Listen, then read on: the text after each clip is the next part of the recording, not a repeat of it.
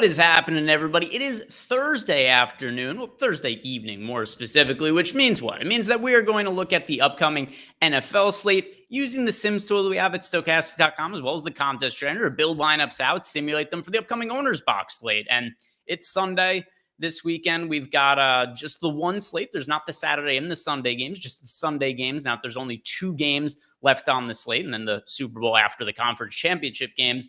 So what we're going to do here is we'll build out lineups and simulate them for the main slate. We'll look at the Showdown as well for the Sunday night slate over on OwnersBox, and we'll see what the results are. If you guys have any questions for me as we go, throw those into the YouTube chat. And any questions you guys have for me, I always read them and answer them on this show. So let's start here by building out lineups for the Sunday 2-game slate, and we'll see what ends up popping up here. I don't really have any strong expectations. I like to go into this show having not built out OwnersBox lineups and see what it is that ends up popping up through our data. And then also, because it's only a 2-game slate, everything's going to run very, very quick with less options to go through. It took me, 15 seconds there to build out 10,000 lineups. So let's simulate them now, and we'll see what the results end up looking like. First, to make sure that we have the best results possible, I want to go over to OwnersBox and see what their flagship contest pays out to first place in terms of the percentage.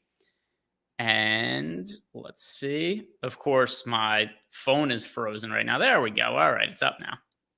So we have 25% to first, which was the default. Didn't have to change anything.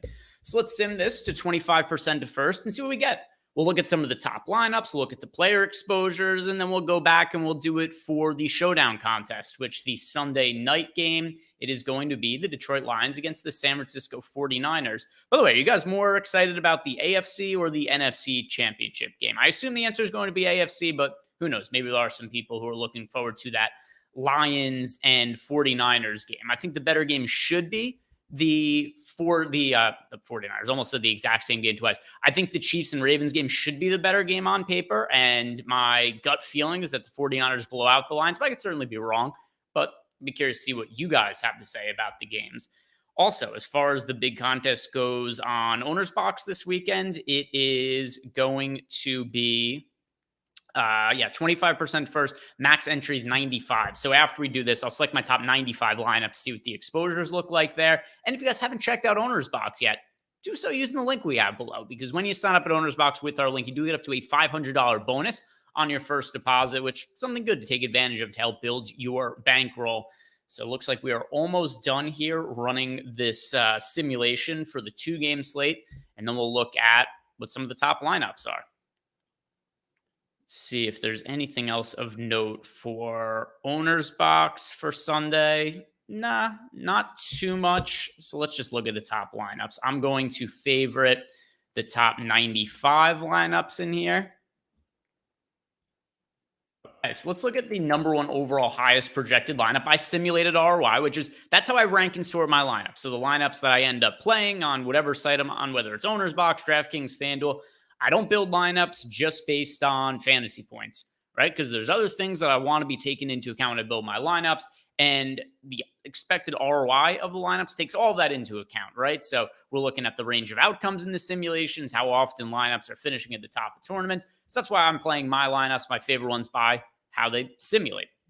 And the number 1 projected lineup in here, and these ones are going to be lineups that are very, very heavily correlated. You see a lot of stacking going on here. So my number 1 overall lineup, it is a KC and Detroit lineup. It's a quadruple stack on one side, a double stack on the other side. Also note that it is a SuperFlex format over on SuperDraft, so no defenses. Instead, you can play 2 quarterbacks in lineups. If you wanted to, you could play a running back or a wide receiver, tight end, or whatever in the SuperFlex spot, but highly advised you go with a quarterback in that SuperFlex spot. That's what's going to give you the most possible upside in your lineups and allow you to correlate more.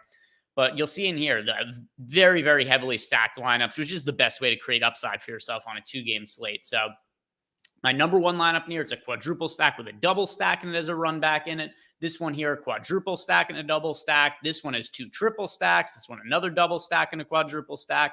But the players in my overall best projected lineup for OwnersBox this weekend, it is Patrick Mahomes and Jared Goff as the quarterbacks.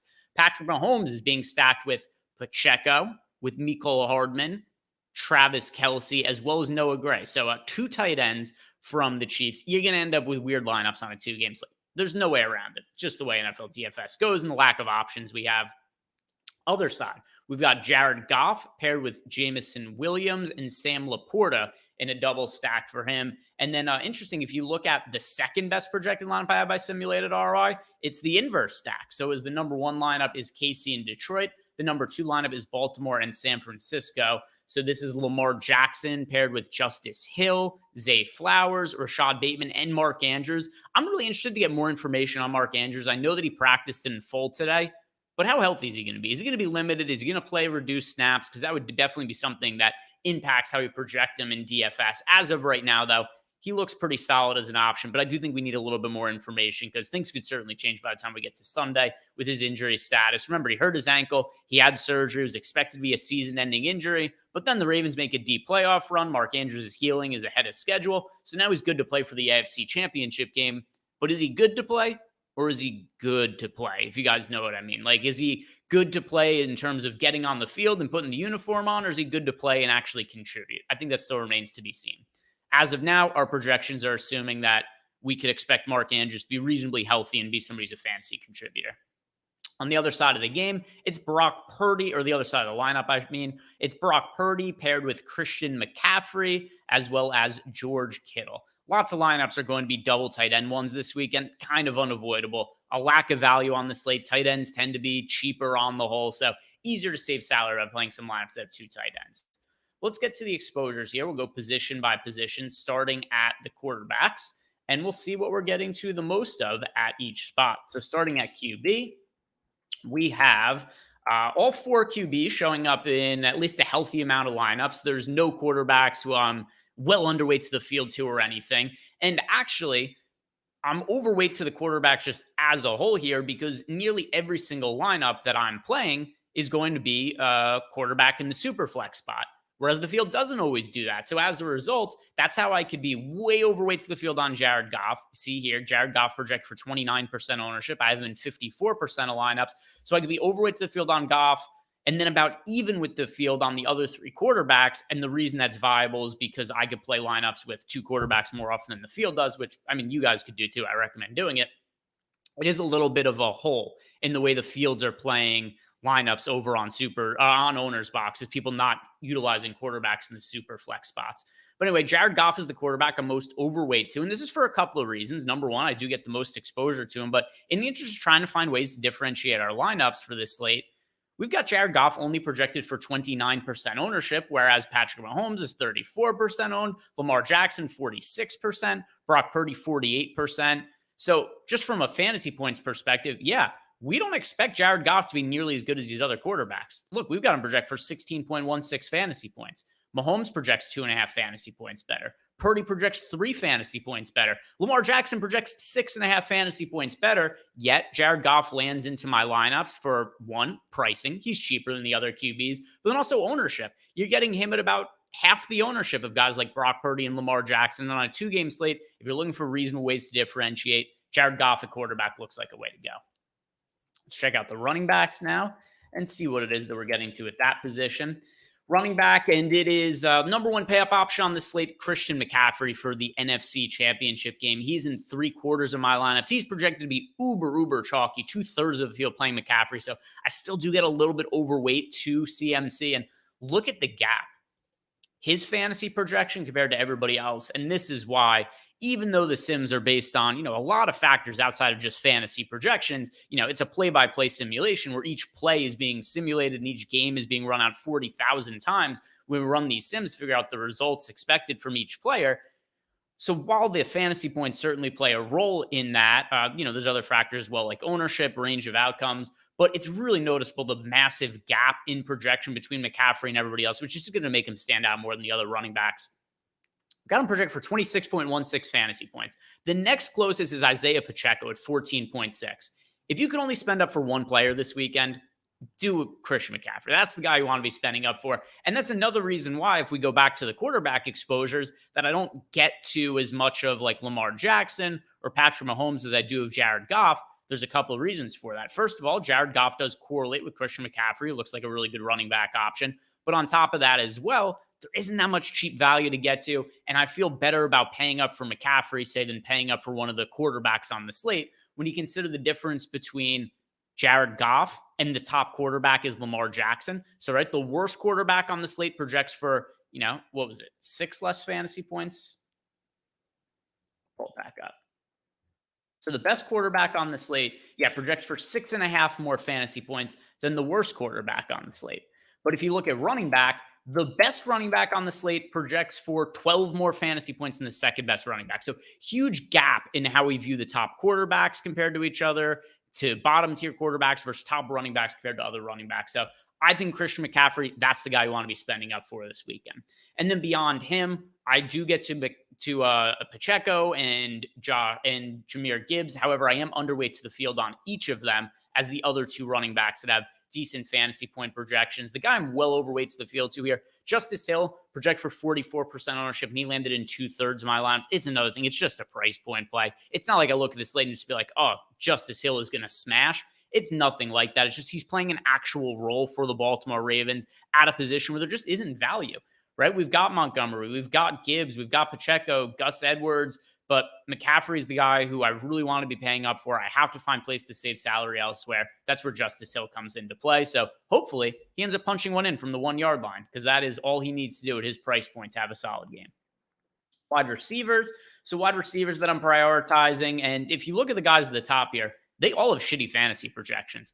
3.49 for Mecole Hardman, 5.75 for Rashad Bateman, 6.9 for Jameson Williams. So why are we getting to these guys? Same deal. It's the Christian McCaffrey situation. If you want to pay up for McCaffrey, there is an opportunity cost, and that is going to mean saving salary at other spots. And that's why Mecole Hardman, Rashad Bateman, Jameson Williams, these are different guys that I'm kind of filtering and circulating around my lineups. Just, all right, play Williams in one, play Bateman in one, and then maybe a lineup with Hardman and Bateman. You just want to rotate these guys in, and you hope that one or two of them end up going off, and you have the right combination with Christian McCaffrey.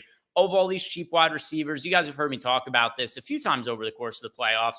Jameson Williams has pretty regularly been my favorite cheap wide receiver in the playoffs, just because there's big play upside. I don't know how likely it is that a guy like Mecole Hardman, Rashad Bateman, or even Jameson Williams for that matter has a big play, but I do think that Jameson Williams is the most likely of those guys to hit that home run type option. And all it takes is one play on a 2-game slate for a cheap guy to end up being in an optimal lineup. So Jameson Williams, I really do like saving salary with him. If you guys are looking to spend up at wide receiver, Amon-Ra St. Brown is in 28% of my lineups, and Brandon Ayuk in 42.1%. So overall, Brandon Ayuk, the top pay-up option as far as wide receivers go. There were slates where I was getting to Josh Reynolds earlier in the playoffs, but now that Sam Laporta is starting to get a little bit healthier, that's going to take away some of the target share for Josh Reynolds, who doesn't have quite the same upside that Jameson Williams has. As far as players that we're underweight to at wide receiver, Juwan Jennings, I like the other value options I'm getting to more. So I prefer Williams, I prefer Bateman, I prefer Hardman to Jennings. There are so many weapons that the 49ers have. And I know that Jennings looked good last week in the 49ers playoff game. It's hard to really bank on him, though. Christian McCaffrey is going to get his touches, Deebo Samuel, as well as Brandon Ayuk. The one caveat to this is that Deebo Samuel is banged up. If he happens to get ruled out, Jennings looks a lot stronger, but I'm not sure it's the most likely scenario as of now. Other players I'm underweight to include Marquez Valdez-Scantling, Zay Flowers, and Rashee Rice. Let's go and look at the tight ends now. Tight ends, who we're prioritizing at tight end. And one thing you will notice here is that my tight end exposure adds up to, 80, 110, 140, right around 160%. So that means that right around half of my lineups are double tight end lineups, a tight end in the tight end spot, which that's a necessity, right? You have to play tight end in the tight end spot no matter what. But in the utility spot, I'm getting to a lot of tight ends, also just because of price point being part of it. And there's actually good tight ends on this slate. We have Mark Andrews, we have Travis Kelce, we have George Kittle, and we have Sam Laporta. Loaded slate for tight ends. So this is a good one to play lineups that have two tight ends, because I feel better about the tight ends on this slate than I do about a lot of the wide receivers. So tight ends, good spot to go. The one I'm getting to the most overall is Sam Laporta. And as for Mark Andrews, he's the one I'm most overweight to. There's a range of outcomes with Mark Andrews. He could look really terrible. He could look good. We don't have all the necessary information at the time I'm doing this video on a Thursday evening. But if we find out that Mark Andrews is going to be close to good to go, take chances on him in tournaments. He's projected for 23.6% ownership, which, seems like a lot by a normal slate standards, but not for a 2-game slate. So Mark Andrews, the tight end that I'm most positively leveraged to, he's showing up in 31.6% of my lineups, whereas he's only projected here for 23.6% ownership. So that is a rundown of all the lineups that I have for the main slate on Sunday. I don't see any questions coming into the YouTube channel here, so I'll move on to building lineups for Sunday Night Football, and we'll see what shows up in these. So generating lineups in the Sunday night game, that is the San Francisco 49ers against the Detroit Lions. And while I am running this, let's look for some bets. What are some football bets that are projecting well? So I'm going to pull up Odd Shopper here. Let's simulate these lineups while I pull it up now. Do the 25% to first. All right, so while that is simming, I've got Odd Shopper on my screen to the right of me. And let's see what's projecting well. So number one projected bet for the weekend, it's limited games. It's not like there's an abundance of great bets to look at. There's only 2 games. However, Justice Hill over 7.5 rushing attempts. We're looking at 8 or more carries for Justice Hill. The best available line is plus 120 at Bet365, and we do have that bet winning 50% of the time. So it's a bet that really should be even money that we're getting plus 120 on. So if you guys are looking for a bet somewhere, number one projected bet in Odd Shopper for this weekend, it's Justice Hill over 7.5 rush attempts. So right away, something that stands out a whole bunch to me. And let's see, what is the most amount of lineups we could play in this contest? So this contest is... see, 56 entries? All right, so let's favorite the top 156. Oh, no, 56. Misspoke there. Okay, so one thing that stands out immediately, the number one projected lineup, I have massive gap in simulated ROI compared to the second best lineup. And also, a lot of these lineups pretty evenly stacked, right? 2-3, 3-2, 3-2, the couple of 4-1s here, 3-2, 3-2. So most of my lineups are showing up as 3-2. It's not like there's one team that, at least in my top lineups, is getting way more exposure to. It's a good balance. But my top overall projected lineup, and also not one that's expected to be duped. We'll look at some of the duped lineups here in a second. But Christian McCaffrey in the multiplier spot with Chris Conley, Jahmyr Gibbs, Sam Laporta, and Juwan Jennings. So interesting. No exposure to the quarterbacks in this number one lineup here, which is probably one of the reasons it isn't duped. Then it's leaving some salary on the table. But most importantly, unduped lineup. That is going to be massive for Showdown. You want to have a way to make sure you're not playing duped lineups. And every once in a while, there are going to be lineups that are duped that show up in top lineups like these ones here. But most of the lineups here that are heavily duped are not my top projected lineups. The lineup that is expected to have the most dupes, it is Christian McCaffrey in the multiplier spot with George Kittle, Sam Laporta, Josh Reynolds, Jameson Williams. So kind of interesting. The actual top lineup that the field is playing the most here, it actually doesn't have either of the quarterbacks. A little bit surprising to me. Lineup that's expected to have the second most dupes is Amon-Ra St. Brown in the multiplier spot with Jared Goff, Sam Laporta, Juwan Jennings, and Jameson Williams. Let's go ahead and look at some of our exposures now, and then we'll be close to done for the show. So one more time, I'm just going to let you guys know that if you do have any questions for me pertaining to the slate, you don't have to. But if you would like to ask me a question, you can throw that into the YouTube chat. And if you haven't done yet, do me a favor by liking the video and subscribing to the YouTube channel. Helps keep the content free, and it's just nice to do, right? Because a little ego boost to see the thumbs up as opposed to, let's see, if I look right now, how many thumbs ups are there? Right now, there are, it looks like 3, but sometimes the data is wonky in YouTube, and it doesn't show it on my end right away. But let's see, 6 now. We're all the way up to 6 likes, which means that it doesn't really mean much of anything, to be honest. It just means that very few people like the video. 6 of them, to be exact. So if you guys could like the video and subscribe, I do appreciate it. But getting back to the Showdown slate and looking at what some of my exposures look like, let's start by looking at the captains. I'm going to filter by captains. C for captain. Exposures. No real surprise here. Christian McCaffrey showing up by far the most for me. He's also going to be the most popular. So he's projected for 37% ownership in that captain spot. I've got him in 39.3% of lineups. If you're looking to just be optimal, play the best projected lineups, Christian McCaffrey is the guy to go to in that multiplier spot. I don't have any crazy stands here in terms of guys that I'm differentiating with, which I think is noticeable if you guys look on screen. I'm more or less in line with the field. The player I'm actually most overweight to in the multiplier spot is Christian McCaffrey, and that's barely. Player I'm most underweight to is Brandon Ayuk and Amon-Ra St. Brown. They're my second and third most rostered players in the multiplier spot, but slightly less than the field. So it's A little bit of a trim off of my Ayuk and Amon-Ra St. Brown exposure with a little bit more going to Christian McCaffrey. The guy I think is really sneaky in the multiplier spot.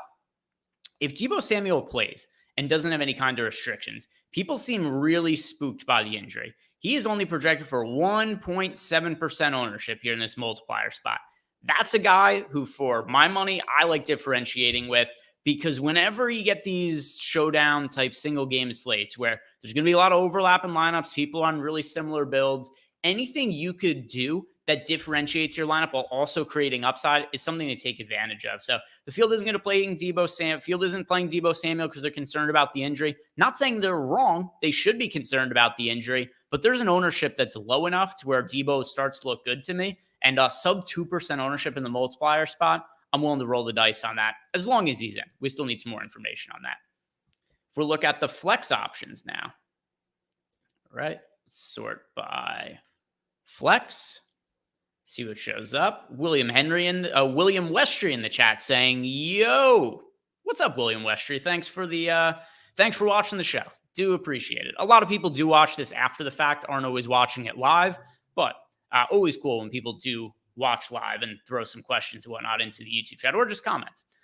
So we've got, as far as my flex exposure is concerned, so Jameson Williams is the player I get the most of in the flex spot. He's in half my lineups, but it is kind of hard to build unique lineups on OwnersBox with Jameson Williams for Showdown. I mean, he's projected for 63% ownership, so not an issue with him individually. It's just he's so popular. I ended up coming in underweight to him. Other players I'm getting a lot of in the flex spot: Sam Laporta, Brandon Ayuk, Charlie Warner, and this is just for salary saving purposes. It's not like he projects all that well or anything. He's only projected for 1.2 fantasy points by us, but that's enough to get him in a third of my lineups, and that's going to do a couple of things. It's going to enable me to save salary to get up to Christian McCaffrey, and with him being projected for modest ownership, it's going to differentiate some of those lineups. If you're looking to punt with somebody, Charlie Warner's a way to go.